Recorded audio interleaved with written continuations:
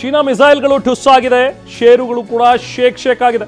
ಶತ್ರುಗಳಿಗೆ ಸಹಾಯ ಮಾಡಿದಂತಹ ಕುತಂತ್ರಿಗೆ ಒಂದು ಬಿಗ್ ಶಾಕ್ ಇದು. ಚೀನಾಗೆ ಶಾಕ್ ಮೇಲೆ ಶಾಕ್, ಸೇನಾ ಷೇರುಗಳ ಮೇಲೆ ಇದು ಹೊಡೆತ ಬಿದ್ದಿದೆ ಈಗ ಚೀನಾ. ಹ್ಯಾಂಗ್ಸೆಂಗ್ ಚೀನಾ ಏರೋಸ್ಪೇಸ್ ಮತ್ತು ಡಿಫೆನ್ಸ್ ಅನ್ನುವಂಥ ಕಂಪನಿಯ ಷೇರುಗಳು ಬಿದ್ದಿವೆ. ಡಿಫೆನ್ಸ್ ಸೂಚ್ಯಂಕ ಕುಸಿತ ಆಗಿದೆ.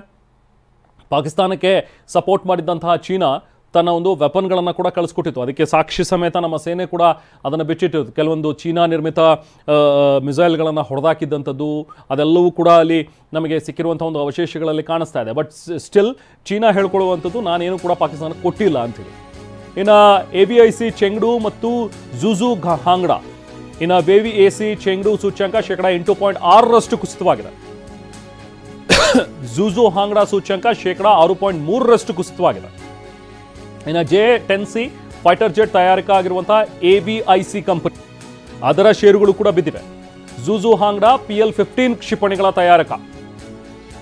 ಇನ್ನು AVIC ಚೆಂಗ್ಡು ಮತ್ತು ಜುಜು ಹಾಂಗ್ಡಾ ಅನ್ನುವಂಥ ಒಂದು ಕಂಪನಿ ಏನಿದೆಯಲ್ಲ, ಸೊ ಅದರ ಷೇರು ಪೇಟೆ, ಅದರ ಷೇರು ಸೂಚ್ಯಂಕಗಳು ಕೂಡ ಈಗ ಬಿದ್ದಿವೆ.